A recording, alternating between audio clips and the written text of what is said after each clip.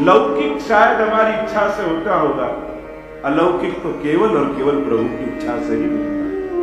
अलौकिक हमारे पुरुषार्थ के अधीन नहीं है, अलौकिक हमारे भाग्य के अधीन भी नहीं है, अलौकिक हमारे पुण्य के अधीन है। कई बार हमारे जीवन में भी हमको अपनी चाहती चीज न मिले, इच्छित चीज वस्तु न मिले, तो हम यूं कहते हैं कि अरे पैसे कम पड़ गए। पैसे कम नहीं पड़े, हमारे पुण्य कम पड़ गए।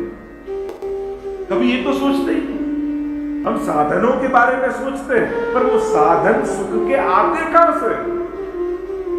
कभी ये विचार आया? हमेशा सोचते ही है ये गाड़ी लेनी थी, ये घर लेना था, ऐसा प्रसंग करना, थोड़े पैसे कम पड़े। सुख हमेशा पैसों से नहीं आता, सुख पुण्य से आता है। हमेशा ये सोचना थोड़े पुण्य कम पड़े, कहीं मेरे अपराध आड़े आ गए। और जब ये विचार, ये गणित जीवन का चलेगा, तब दिशा बदलने लगेगी जीवन। और इसीलिए सुख भोगने में कभी भी पैसे कम नहीं पड़ते, सुख भोगने में पुण्य कम पड़ते। और हमारे यहां सबसे बड़ा पुण्य कार्य भागवत कथा को माना है। और यह भी मत सोचना कि इन्होंने बिठाई इसलिए सुनना, नहीं। यहां बैठा हुआ हर एक व्यक्ति यही सोचे कि ये कथा मैंने ही बैठाई, मैं ही यजमान हूं। क्योंकि कथा का तो सुनने वाला हर एक व्यक्ति यजमान। तो कथा कौन जाने किसके पुण्य से हो रही है, केवल व्यवस्था के खर्चा कर देने से होता नहीं। यहां कोई का पुण्य काम कर रहा है, कोई पूर्वजों के हो, बड़ों की भक्ति हो, किसी के आशीर्वाद हो, किसी की दुआ हो। कौन से क्षण में किसी के आशीर्वाद लगे जो आज हमारे परिवार के द्वारा भागवत जी हमेशा जीवन आता हुआ सुख किसी का आशीर्वाद के द्वारा मिला, ये सोचना चाहिए। मैंने प्राप्त नहीं किया, मैंने अर्जित नहीं किया, ये किसी की दुआ फली, ये किसी के आशीर्वाद फली। कोई क्षण जाने अनजाने में मुझसे कुछ अच्छा हुआ और किसी के आशीर्वाद लगा। और ये भागवत जी में तो यूं कहा जाता है कि यहां 33 कोटि देवता जब भागवत जी विराजते हैं, वहां देवताओं का वास होता है। और देवताएं यहां वास करके पूरे दिन जब कथा चलती है, तब एक ही वस्तु बोला करता, तथास्तु तथास्तु तथास्तु। और यह कथा में बैठकर आप जो सोचते हो, और वहां देवताओं के मुख से निकला तथास्तु, आपका कार्य हो गया। और इसीलिए यहां बैठकर कभी बुरा मत सोचना किसी का, क्योंकि ये तो कल्प वृक्ष है। कल्प वृक्ष वस्तु देता है पर विवेक नहीं देता, क्या सोचना और क्या मानना। विवेक तो सत्संग से आता है। और विवेक शून्य व्यक्ति का अहित करने के लिए उसको कोई दुश्मन की जरूरत नहीं। जिसके जीवन में विवेक नहीं है, वह स्वयं ही खुद का अहित कर देता है। जब उसको कल्पवृक्ष मिल जाए, चिंतामणि मिल जाए, कामधेनु मिल जाए, उत्तम समर्थ आश्रय मिल जाए, फिर भी उसकी इच्छाएं ही उसका सर्वनाश कर देती। और इसीलिए सत्संग की आवश्यकता है, क्योंकि कल्पवृक्ष तो ऐसा तत्व है कि कुछ भी मन में सोचो पूरा हो जाए। तो जो इच्छा ही पूरी हुई तो कल्पवृक्ष भी क्या कर पाएगा? ये तो अच्छा है कि प्रभु ने हमको आशीर्वाद नहीं दिया कि तू जो सोचे वो मिल जाएगा तुझे। तो ऐसा आशीर्वाद दे देना तो हमारे सर्वनाश के लिए हमको और किसी की जरूरत ही नहीं पड़ती। ये तो प्रभु नहीं देते ऐसा आशीर्वाद, इसलिए बचे हुए हैं। नहीं तो हमारा मन ही हमारे नाश के लिए काफी। इसीलिए विवेक जीवन में बड़ा आवश्यक, और ये विवेक सत्संग से आए। सत्संग प्रभु कृपा से मिले। तो आज हम भागवत जी के सन्मुख बैठे हैं, मानो हम सब पर प्रभु की कृपा हुई, और इसीलिए यहां हैं। ये मत मानो कि टिकट कटा कर आ गए, सगे संबंधी थे इसलिए आ गए। नहीं, हमारे पुण्य थे, हमारे भाग्य में भगवत कथा थी, और इसलिए उपस्थित। ये दिव्य गाथा, ये तो सकल तीर्थ है। कहा जाता है जब भागवत जी होते हैं वह सभी तीर्थों का वास होता है। इसलिए जब भी भागवत जी की परिक्रमा करते हो सभी तीर्थों की यात्रा का फल मिलता है। ये एकमात्र ऐसा सत्कर्म है जो सभी सत्कर्मों का मूल है।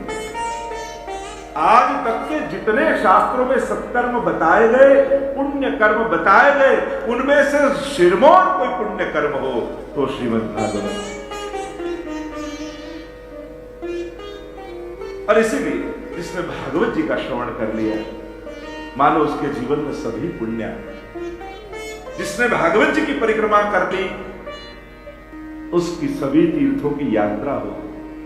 जिसने भागवत जी को वंदन कर लिया उसके तो सकल देवताएं और 24 से 24 अवतार के तीर्थों की यात्रा हो। उनको वंदन पहुंच गए। कोई 24 अवतार के मंदिरों में यात्रा करने जाओ तो महीनों के महीनों निकल जाएंगे, पर केवल भागवत जी की परिक्रमा करो तो इसमें 24 से 24 अवतार गिरा। मतलब एकमात्र ऐसा सत्कर्म भागवत जी है जो सभी अन्य पुण्यों को कर्षित करके लिया हमारे जीवन। कहा जाता है ना कि कन्या थी, आई पिता के पास और कहने लगी पिताजी बता क्या क्या चाहिए तुम? मुझे जेठ जी ला दो। जेठ जी ऐसे थोड़ी आ, अच्छा ठीक है मुझे दियर जी ला दो। तो देवर जी ऐसे थोड़ी आएंगे। अच्छा तो मुझे ननंद ला दो। अरे ननंद ऐसी आए ऐसे तो ऐसे करके एक एक कहने लगी। तब पिता ने कहा बेटी एक वर ढूंढ ले, ये सब तो यूं ही पीछे पीछे आ गए। वैसे एक भागवत जी को पकड़ लो, बाकी सत्कर्म तो यूं ही पीछे पीछे आपके जीवन में प्रवेश करता है। ये ऐसा एकमात्र सत्कर्म है जो करने मात्र से सभी पुण्य खींचे चले आते, सभी सत्कर्म सहज होने लगते। 7 दिन हम कथा में बैठेंगे, 7वें दिन कथा हमें बैठ जाएगी। और जब कथा हमारे अंदर बैठ जाएगी तो वो जीव स्वयं एक तीर्थ रूप बन जाता है। वही स्वयं एक संत बन जाता है, एक भक्त बन जाता है। क्योंकि तो भाव ग्रंथ है। क्योंकि भगवान पाने के लिए भक्ति मार्ग में कोई प्रयास है ही नहीं। भक्ति मार्ग में तो भाव पाने के लिए प्रयास है। भगवान पाना ये कोई बहुत बड़ा लक्ष्य नहीं है या बहुत बड़ी सिद्धि नहीं। क्योंकि भगवान तो रावण को भी मिले थे, कंस को भी मिले थे, शिशुपाल को भी मिले थे। आनंद आया उसको। शिशुपाल को तो 100 गालियां याद आई। कंस को तो हुआ मार डालू, रावण को हुआ समाप्त कर दूं।